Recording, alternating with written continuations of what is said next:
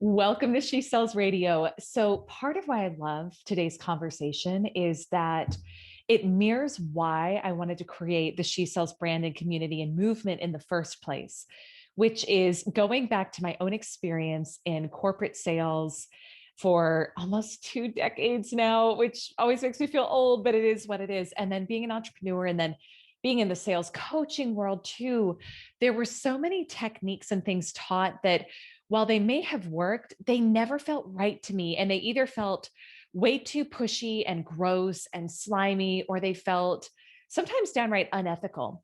And I always had this inner conflict of, well, this is what I'm being told to do by my leadership, by management, by this quote unquote guru who wrote this book, but this doesn't feel right to me in my body. So, how do I reconcile that? And so for years, I just went along with what was taught because I questioned my instincts and my intuition.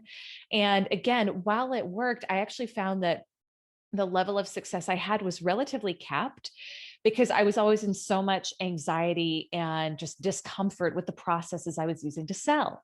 So over the years, I've learned to trust my intuition and to be willing to experiment and try things that feel right to me, even if it may not feel right to the person who's coaching me or guiding me, or at the time was my corporate sales leader. And I've experienced profound jumps in confidence and financial success as well along the way. So, why I love this interview today so much is that my guest, Lisa Woodruff, who's the founder, the president, the CEO of a major organizing company, Organize 365, she's built $1.5 million business off of doing that same thing. She's built one of the biggest home organization brands in the world. And she's done it in a way where she honored her intuition, she honored her instincts, and she never did anything that didn't feel right to her. So I'm going to share with you a little bit of Lisa's background here, just so you know who you're about to learn from, because this woman's a powerhouse. And I've actually gotten to work with her on her own brand behind the scenes and gotten to experience just some of how she operates. And I've got a massive amount of respect for her. But Lisa has been featured in publications like Fast Company, Women's World, Ladies Home Journal, Woman's Day, New York Times, HuffPost. She's an absolute powerhouse. And like I said, what I really respect about her, she's also a published author, by the way, but what I respect is that she does things her own way and she makes her own rules, which I love. So you're going to hear how she talks about that here on the podcast, and how she's actually leveraged that to be her strength, and how she goes against the grain of what's taught and what might on paper be more likely to create a higher sales conversion, but it may not to her feel ethical. So she chooses not to do it. And so I'm all about this type of selling strategy. So you're going to hear how she did it. You're going to hear how she sets boundaries. You're going to hear how she thinks about money, investing, sales, and how she's used her intuition and guidance to create a pretty darn amazing company. All right. So with that, let's go ahead and get into it with my guest today on the podcast, Lisa Woodruff. Hey, Lisa, I'm so excited to have you on She Sells Radio. Welcome. Thank you so much for having me. I'm super excited about this conversation. I am too. And, we were just talking in the pre-chat about, I would say, a very, a different approach to sales that you have that's been really successful for you, helped you build a $1.5 million company doing the opposite of what so many people are teaching about how to sell online and how to create funnels and all the things. So I'm so excited to kind of hear about your approach to sales, but I also want to give some context first. So for any listeners who are new to you and who haven't experienced the magic of Organize 365 yet, tell us a little bit about your backstory and what led to you creating your business, and then we'll take it from there. Yes. So I started following blogs probably, 2004, 2005 was when I was in a lot of online message boards, researching different diagnoses that my kids were getting. And then I got onto some mommy blogs, and I even started a blog in 2009. And I was in Cincinnati, Ohio, in a blogging group, and some of the big mommy bloggers started here in Cincinnati. They've since moved all over the country, but they all were living here in 2008, 2009, and they were coupon bloggers. Like some of our local bloggers were on Extreme Couponing Show and stuff like that. And so I watched how they were growing a following and they were making money. I started a blog that I let go in 2010. I went back to work. At the end of 2011, I quit my job and I knew that I was about to turn 40. I was going to start my forever career. I was finally going to be the entrepreneur I was raised to be. I'm a fourth generation female college graduate, but I'm also a fourth generation female business owner. Like my great grandmother Mm, in the Depression had 4 different businesses. Like we're just weird. We're just so weird. I love it. And Yeah. I knew that I had been hiding behind like being a teacher, stay-at-home mom, in direct sales, all of these things. I was about to turn 40, and so I was going to start my business. I had no idea what I would sell or how I would monetize, but I knew ultimately I would scale online. I knew SEO was important, so I picked Organize 365. I knew it would be organization related. I didn't know what it was. So the Mm, first 3 years, I was an in-home professional organizer in Cincinnati, blogger, learning about SEO, putting in all the things that I knew.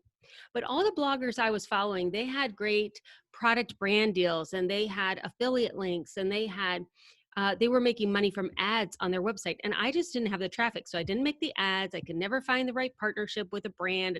I wasn't making any money from my blog. It was very frustrating. But I know all the best things to do online. mhm. So 3 years in, I started my podcast, and the podcast has been going almost 6 years, or a little over 6 years. As of January, we'll have about 10 million downloads overall. So it's a pretty That's popular huge. medium for me. I like to talk. Yeah. So I Me said to too. I'm Elyse, with I'll go you. on any pivot you want. I like to talk. But all along the way, in the 9 years of growing this business, I have, I guess, been more of a bricks and mortar business mindset with an online delivery. So the unique thing about Organize 365 was all of the fast ways to cash that I saw all my friends doing, affiliate links, Google ads, partnerships, any of those things, even being paid to speak. I never got traction in any of those. And because I never got traction in any of those, I kept going back and pivoting like, all right, well, if I'm going to do this forever for the next 25 years, this is going to be my business. What do I want to be doing 25 years from now? And a lot of those businesses I was modeling my business after have since gone away, or the way they made money has dried up. And what I finally realized over the course of all this time is that I'm a teacher at heart. That's what I am. I run my business like a classroom. I'm the principal, and then the teachers are like the managers, and the students. I run everything like I am a teacher. And in order to have people get true transformation, which is what teachers always want, is to take the knowledge they have and impart it on their students, and then their students internalize it so much that they can teach it to someone else. That's what a true teacher does. The best way to do that in today's day and age is to partner a physical product with an online community and an online course. And so Mm, all of my products have all 3 of those. So my pricing is unique. So online business owners will say, you could charge so much more because your courses are worth so much. My manufacturers and distributors will say, how in the heck are you selling a box for $97? Like when they know the cost of the box. And I said, yes, but it comes with a community, it comes with training, it comes with a virtual co-working space. And they don't know how to quantify that dollar amount. And I seem to sit here right in the middle, from watching my dad grow his business and all the women in our family grow their business, and watching all these different industries. I've taken the best from everything and I've put it into this organization that specifically caters to overwhelmed women who are trying to get their home and paper organized so they can get more time, because they have something that's on their heart that is unique to them that they want to go out and do, but they can't find the time to do it. And their house is making them feel guilty when they do get out there and try. Okay. There's so much of what you just said that I want to ask you about. And one of the, before we go into that, so just so there's some context for our Mhm. listeners, your primary business is run around this concept of a Sunday basket, right? Mhm. So when you talk Yep. about like the product with the community, with the course, just give us some context. So am I understanding it's $97 Yes. product, and like, Yes. yeah, just give us some context on that. So there are 3 main things that you need in order to organize your house. The first is to eliminate your to-do list and the kitchen counter paper pile. We do that in the $97 Sunday basket. It takes about 6 weeks for that to become a habit, and for you to get 5 extra hours every week in your life from doing that habit. Sign me up. Once, This is yeah, why she's good. Sold. Done. exactly. Once you do that and you realize that your brain should not be a to-do list maker, and you understand how to delay your decision making and make decisions only on Sunday, you get 5 hours a week. Before you spend that somewhere else, I want you to give it back to me and put it into the 100-day program that is $500. It's a lot of money. It's $500. It's a lifetime membership. And we will go through your house in 100 days. You will not get it all done the first time. It's a lifetime membership. We will do this 3 times a year, and it's been going on for, I don't know, 5 years now. We're just going to keep doing it. So you keep going through the living areas of your space. You get that organized in the 100-day program. For most people, that takes 3 rounds. So it's 1 calendar year. And now you get an extra 7 hours every week from that. So now if you're adding up, you have 12 hours a week that you didn't used to have before you met me. Then we take that and we organize your filing cabinet, your hot mess room, your kids, or your photos. You take that time and do that in all access. It's another $500 purchase. And then you go on from there. You go out and do what you're uniquely created to do, or 10% of people decide this is what they're now uniquely created to do. And they're on the mission with me to reach more people to get their home and paper organized.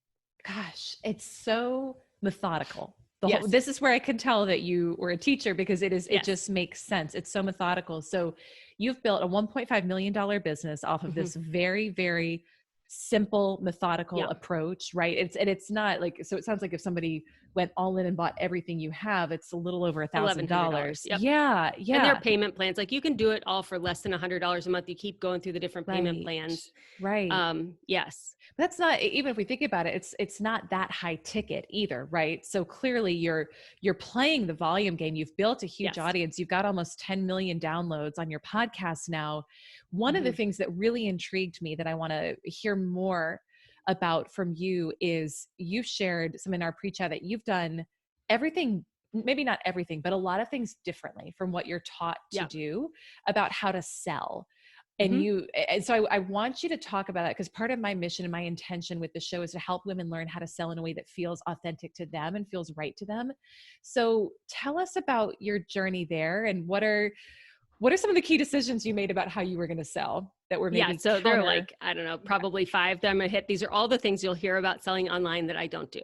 So the first one is you need to have a recurring revenue model, meaning that people pay $35 a month to do the 100-day program instead of lifetime access. And I started mine that way. It was so stressful for me and the people who bought in. And the reason why is because my target market are females at home who are trying to get over the guilt of what their house looks like and wanting to leave the home and do what they're uniquely created to do. But their mental mindset is because of their upbringing or their spouse, and mostly it's just their own mental trash, that they shouldn't be allowed to. And so when you then put a $35 a month ticket on that, every single month you see that payment come through the credit card, it's like, oh, I still, not only have I not done this course, but I haven't gotten out. And then I felt like, well, I have to provide more and more value every month, because now you're still spending $35. I was like, this is ridiculous. I'm a professional organizer. It cost $5,000 for me to come organize your house at that time. Great, I'll give it to you for 10%. For $500, I'll give you everything I would have done if I came into your house step by step, 2-minute videos every single day for 100 days straight. You can watch it over and over and over again. You have to do the work. We'll create a Facebook group. I'll give you a planner. I'll teach you how to find the time and do it. I will give you the curriculum. You just have to do the work for 1/10 of the price. It's high enough that no one buys in just because, oh, I'll just buy $500. Right. But it's low enough that even if money is an issue, our $96 a month payment plan is doable. Especially once you've done the Sunday basket and realize it works and I click with you, you'll invest $96 a month to do the 100-day. So it's lifetime. The other thing is unexpected events are going to happen. COVID is going to happen. Can you imagine if you just signed up for this and you were like on day 50 and then COVID happened? Like, I don't need to add any extra stress. I don't add any emergencies. So that's number one. Number two, the 100-day program is worth way more than $500, but I don't do that sales tactic of like, you get this for $100 and this is worth $5,000 and this is worth $8 million and my program is worth $10 million, but I'm going to give it to you today for this one low price. No, it's $500. It's a lot of money. It's not a lot of money. This is what it is. And then 20 years ago, when I started my direct sales business, I offered my mom a discount on what I was selling. And she said, no, I'm not going to take a discount. And since I don't take a discount from you and I'm going to pay full price for the rest of your career, you can always charge full price because you didn't even give your mom a discount.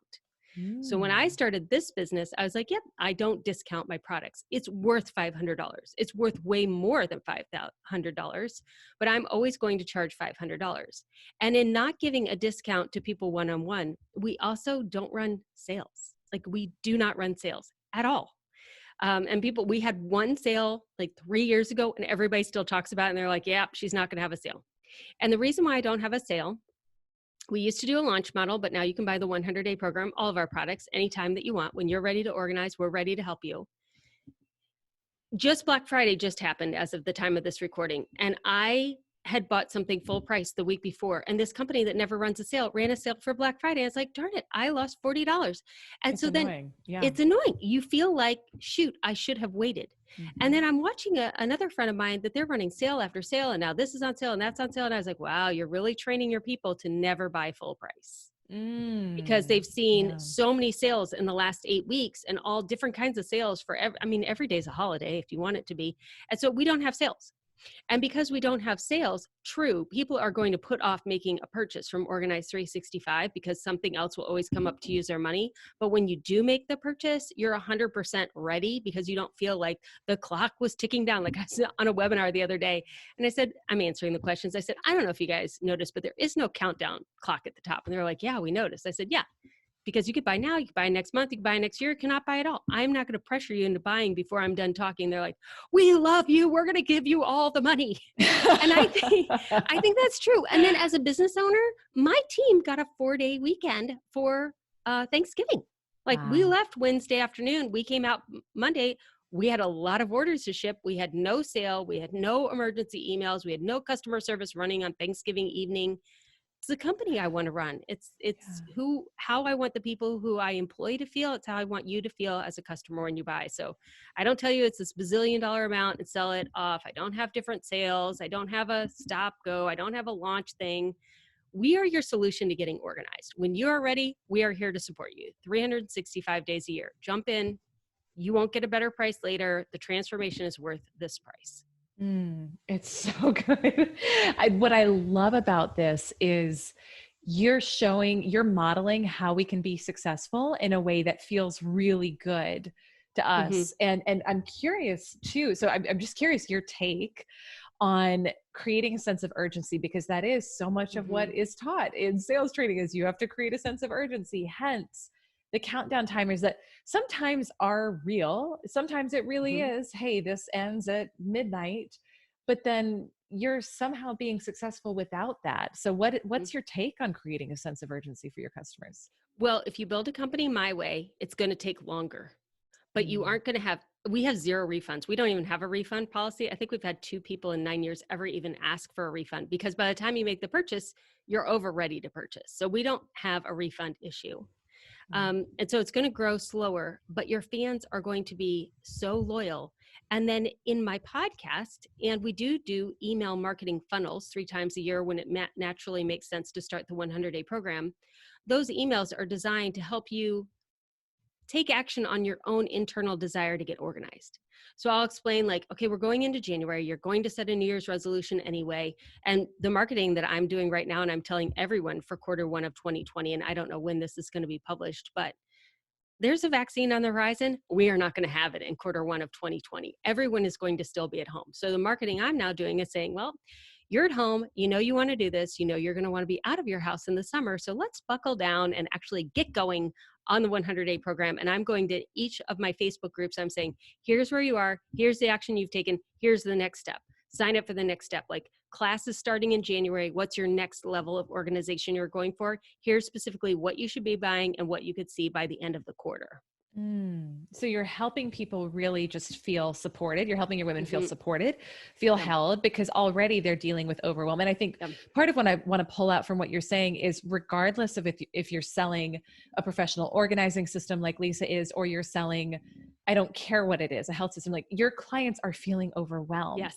So the easier you can make it for them to just take the next step, and not feel super stressed to Mm-hmm. have to, like, take action or do something that they're not totally sure about, or be afraid that they're making the wrong choice, the more they're going to fall in love with you. And I love what you said too, just in all honesty, it is going to be the longer game doing it this way, but 2 refunds in 9 years is Yeah. almost unheard of. I'll take Right. that all day long. I'll Yeah. take that all day long. So I would imagine you've bumped up against situations where you're either working with a coach or consultant or your team, where they're like, hey, everyone is saying you need to do a Black Friday sale. You need Right. to have this, you need to have a countdown timer on this. And you've stuck to your gut and trusted your instinct. How did you learn how to do that in the face of everyone telling you that it's not necessarily the smartest move? So it's awkward to talk about, but we love awkward conversations okay. Here. Good. I'm pretty intuitive and I'm very visionary.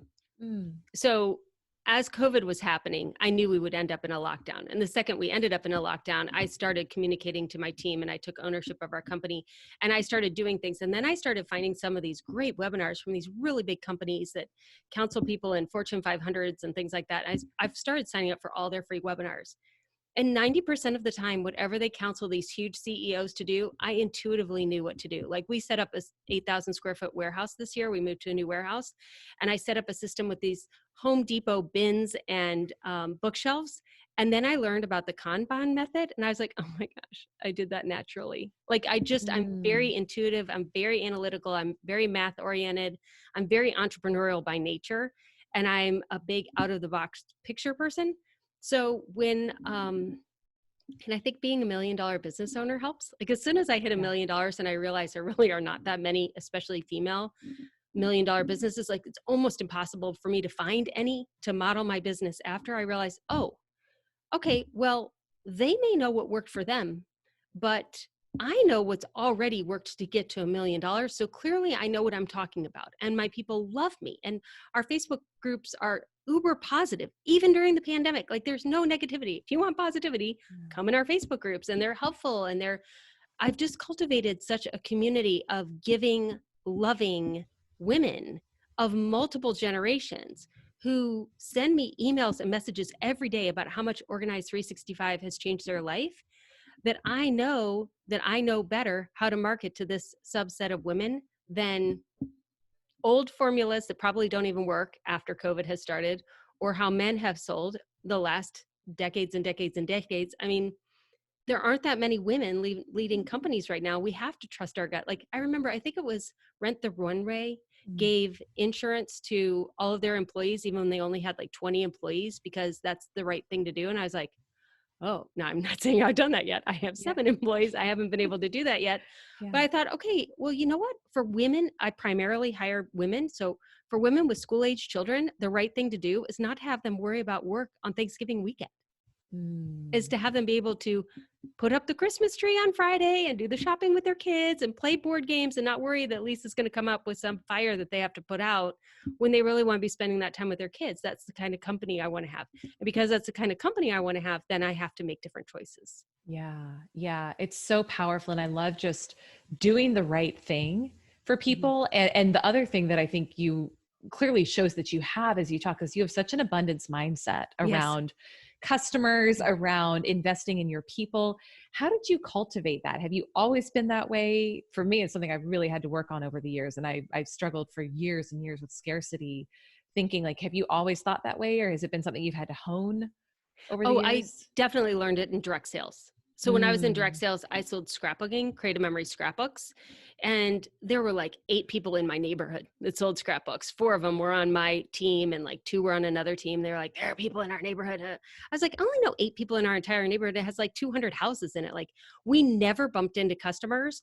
And in creative memories, I could only service 200 customers well, as far as keeping up on their scrapbooking projects and having workshops for them. And the bottom line is there are a lot of disorganized people in the world. Like we could raising have, my hand, right? Someone who can benefit. Tens of thousands, hundreds of thousands of professional organizers. There are not enough of us. The baby boomers are aging quicker than we can get professional organizers on board. Like, I'm not worried about it. I'm just not worried about it. And so we have a certification program, and I push my audience out to the certification program as much as possible. I'm running masterminds for them. We are training them.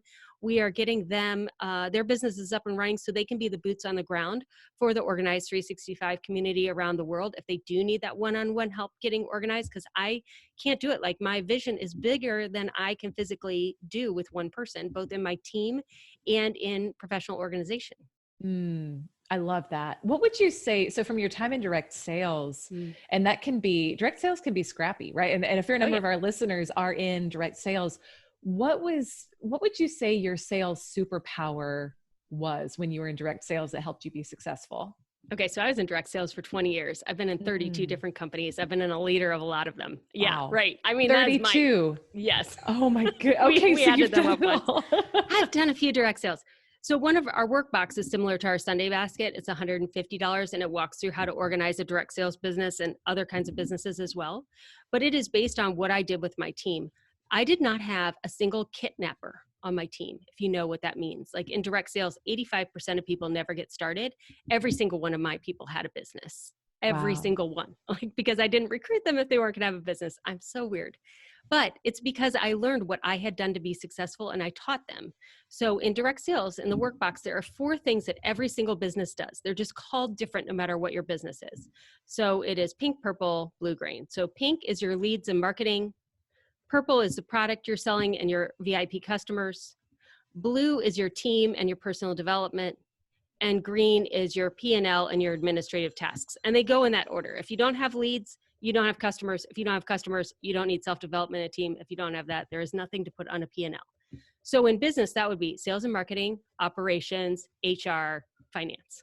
Like, so I figured out, again, just like I just know that, I don't know how I know this stuff. I figured that out in direct sales. And now I realize, oh, Lisa, this is in every single business there is. So in direct sales, if you just take pink and purple, so sales and marketing and customers, you're naturally better at one of those than the other.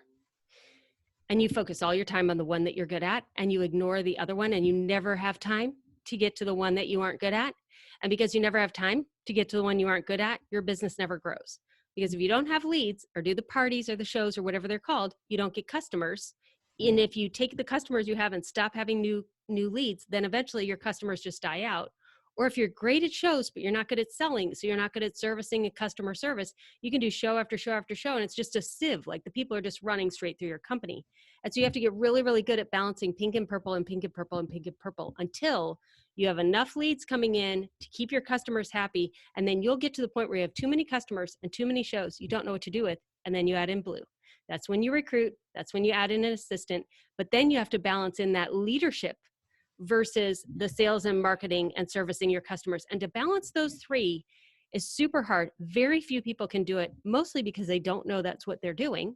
And then when they are doing it, it's really hard. I mean, that's 3 completely different skill sets. And that's why you have so few people that are successful in direct sales. Not because direct sales is hard. It's because they don't realize all the roles that they're playing. They don't allocate enough time to each role, and they don't make sure that all 3 colors are being done every month. The green will take care of itself if you can balance these 3 colors. Wow. And again, it comes back to just, clearly, this is why you do what you do.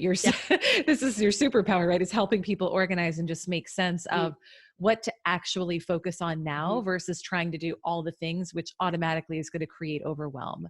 I think, yeah. As I'm saying this, here's the thing. I am able somehow to see the system that is going on, and most people just see the actionable to-dos that need to be done. So everything in direct sales is an actionable to do, but I see them by color, by bucket, and this one has to prioritize before this, and then this one goes to this. And if you don't have enough this, then you go to this. And like, I could see that when I see a room, when I see a to-do list, when I see how you run your house. And so those are a lot of business principles I'm now finding out that I just kind of figured out as an analytical person. And I relate those to the house or direct sales or things that have primarily been female driven up until this point. Yeah. Yeah. And it probably, obviously it comes naturally to you, but I think for many women, it doesn't, myself included. Like I get caught up in today, I need to do this, this, and this versus looking at what would be a better system overall. I do want to ask you, so this actually creates a question for me. How do we get past the guilt of stepping back from all of the to-dos to take the time to create a better system? How do we get over the guilt of it? For me personally, I'm 48 years old. For me personally, the guilt came from being raised to be a wife and mother. And so anything that is not wife and mother is taking away from my family and selfish is how I feel. So for me to carve out a day to put in the system that my business needs, even today with employees, like I'm working from home, people. I still struggle with this every day, being that working takes away from my role as a wife and mother and homeowner. I don't think that thought is the same for every generation. I'm Gen X. So I think baby boomers are like that and then some. And I think millennials are like, wow, that is an old way of thinking, but it is the way that I think. And I found a lot of millennials, as they have their babies, all of a sudden these thoughts come into their head and they're Yeah. like, no, no, no, that's not how our generation thinks. Yes, yes, yes. Once you have the Yeah. baby, all of a sudden, like you just get put into the Brady Bunch somehow. It's true. By the way, Alice was the housekeeper. You've modeled your life after the housekeeper. Carol was the mom. I don't even know what she was doing the entire time. Ooh, that's a good point. That's a Right? good point. But you Yeah. You're see, making me think differently. Yeah. right? And so this Mhm. is what I do. I'm like, look, no one knows that you're dusting every week. Stop it. It only has to be done every 6 weeks. Like, it's true. It's true. Dust Wow. shows up on week 7. Why are you doing it every week? Oh my And that's what I gosh. try to shake women out of, is that, I don't know, we get it through osmosis that we have this entire list. That's where the guilt is coming from. And once you realize, oh, I'm not a laundress and a duster, I am a whatever. So I was so excited. The woman who created the COVID vaccine was a woman, Catherine. I was like, yes, I knew it, because I kept saying, Amazing. what are you uniquely created to do that by dusting and doing laundry, you're not doing? And I would say on podcasts, I sure hope whoever is going to invent the COVID vaccine is not doing laundry. And she wasn't. She was in bed. I was like, yes, you go, Oh my girl. gosh. Right? Yes. What And perspective on that's when you that? realize, like Elyse, what business owner is going to listen to your podcast and then go, oh my gosh, I have the freedom to build whatever I want, instead of, I don't know, cleaning all the baby bottles, like, Right. it just puts it in perspective. It's that longevity of your life and the impact you can make on society while impacting your kids and your husband and your house, Wow. not to the detriment of. Wow. So it sounds like to me continually holding a bigger vision for yourself. And even if it's not what you've been told by your parents or by media, just really, again, it sounds like it comes back to listening to your intuition and your gut and trusting yourself that, hey, if you're feeling called to do something bigger or to do things differently than what you've seen done, follow that and trust Yeah. that and at least see it to the end. Because one of the things I found in my own life, Lisa, is even if I think I'm going towards a certain door and that door is not the door I thought it was, as you walk down the hallway, you say, oh, there's this other door on the left I never saw. And Yep. that ends up being that big break or that aha or that $1 million idea that transforms your life. Yes. Yeah. Oh man, this is so good. This is fun for me because I've gotten to work with you, but I didn't know all this about you. Yeah. And just your mindset with this. This is so powerful. I'd love to, I want to hear your perspective on two things. And then Okay. I want you to tell women where they can connect with you. So a lot of our listeners are looking to break through their first 6 figures in sales. And you've done that and then some. So I'd love for you to share, what was the number one thing that helped you break through first 6 figures in your business? And then what had to change for you to go from 6 to 7? Okay. Yeah, I thought a lot about this. So to Okay. get to 6 figures is all about pink and purple. You have to learn to go after whichever one is your weakest. So I just did the survey on a planning day I just had the other day, and I thought everybody was better at leads and marketing and not as good at customers. And everyone said they were better at purple. I mean, 99%. I was like, oh, nobody wants to sell and market. So reframe selling and marketing is sharing. Like, share your story, share the transformation you're offering, just as a story, like not as a sales tactic or whatever. You have got to focus every single day on sales and marketing. The customers will take care of themselves. You will love the 2 birds in the bush as long as you get the one in the hand. So just talk and share your message and share it authentically. So pick whatever social media you like. Like, we have huge Facebook groups, but I personally am on Instagram. I love Instagram stories. And so everybody knows I do puzzles. They know I'm taking a bath at like 5:01. Like, I don't even wait till I 8 love p.m. It you. used to be 8 Can p.m. I like, just say that I love you? and that I only do dishes 3 times a week. And I say, I don't know what you guys are worried about. No one else around here is doing them. It's not like they're like, the dishes aren't done, or they're going to do them because mom took so long. They could care less. So every 3 days, I'm like, this is ridiculous. And I do the dishes. The rest of the time, the kitchen looks terrible. Like, Oh and I my share all goodness. this on Yeah. Instagram. So when I share that, then people will say, because I always say, I am your functional organizer. I am not Pinterest perfect. If you're looking for the home edit, go to the home edit. I'm not that person. I'm not a decluttering person. I'm not Marie Kondo. I am your real life functional middle-aged woman who's your best friend that's like, no, you don't need that. Yes, keep that. And in the So, bath by 501. These and in the are bath life by goals. 501. I want to use all of my extra time now I use for puzzles and baths, just in case you're Sounds wondering, in amazing to audiobooks. me. I know, it's great. Also, it comes with middle age, which isn't as bad as people say it is. So that's number one, like just authentically share who you are and how you've gotten where you are, and your audience will naturally find you and they will grow with you. It will take longer than you think. It will take longer than you think, but it will be better than you ever imagined as it happens. Wow. And then as you're getting to six figures specifically, sell your physical time. Like that is going to be the number one way to get to six figures. So I sold in-home professional organization time. I built people's websites. I was a house cleaner. I tutored kids. I was a personal assistant for someone. I had her computer at home and I went through her email every single night. I did people's scrapbooks for them. Like that's how I got to six figures, is I physically went out and had people pay me for my time. I started at $25 an hour and I ended at $75 an hour.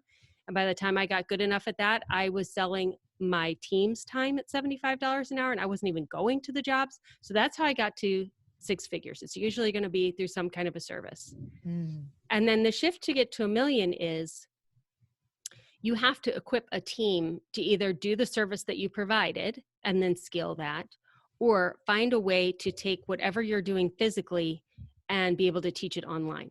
So that's what we did. We took the in-home organization.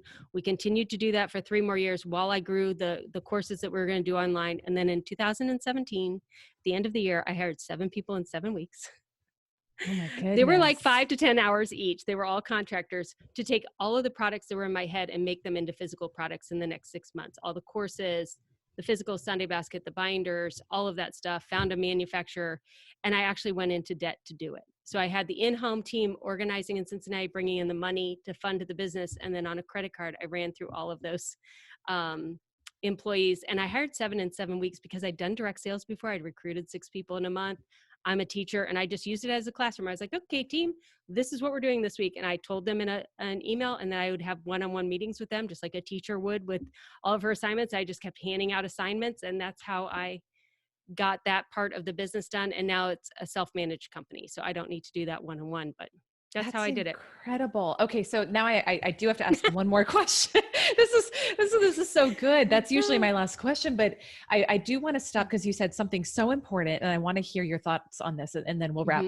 So many women I talk to have a hang up around going into debt to launch their business, to go to the next level, to accomplish their goals.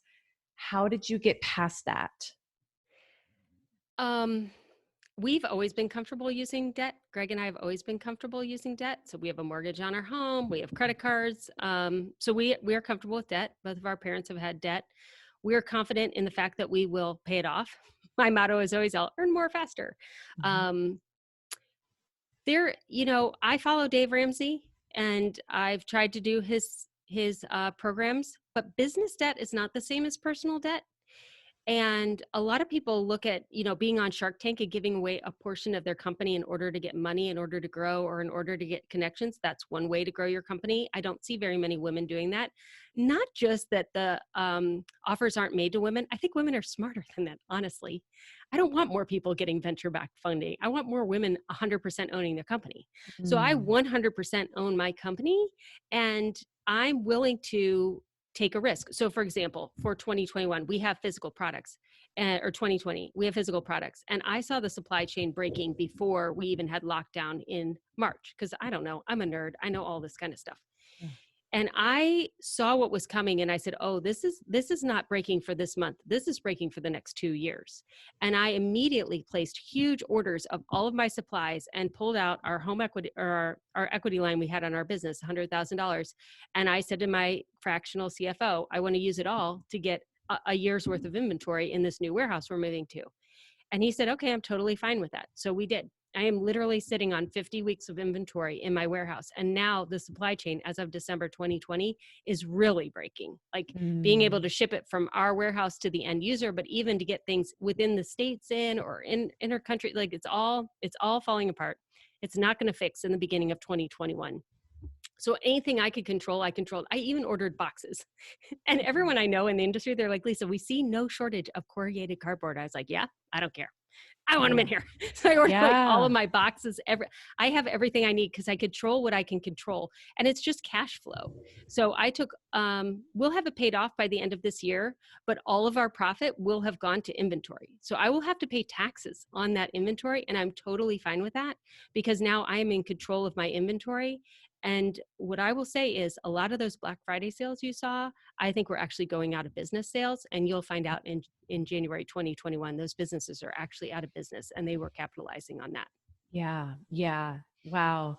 Well, I think just one of the things that I've pulled from what you've shared today is giving yourself permission to Mhm. do things differently and to trust your instincts Your and gut. to leverage Mhm. money and debt as a tool, right? Like even when you hear something differently from other people, I think sometimes we can get so just paralyzed by looking outside for advice and saying, well, Dave Ramsey says, do the debt snowball and debt is dumb, cash is, and, Yeah. and yet, like you said, there is a big difference between business debt and personal debt. And at the end of the day, like money is energy, right? And it's a tool to bless Mhm. our lives and to be used, not to be hoarded and sat on fearfully. So I just really appreciate how you've shown an example of creating a really successful business and doing it in a way that's felt so good to you. That's what I Mhm. really want to inspire women to do, whether they're selling in corporate or whether they're running their own business, finding a way to achieve their goals in a way that feels ethical to them,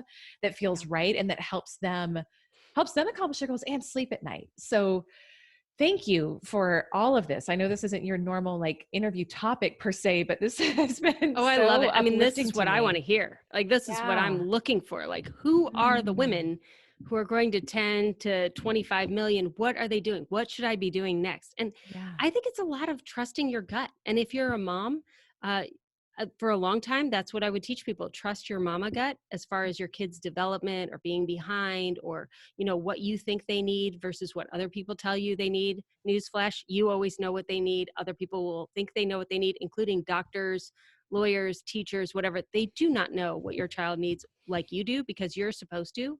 That's your child. You have a mama gut for that. This is your business.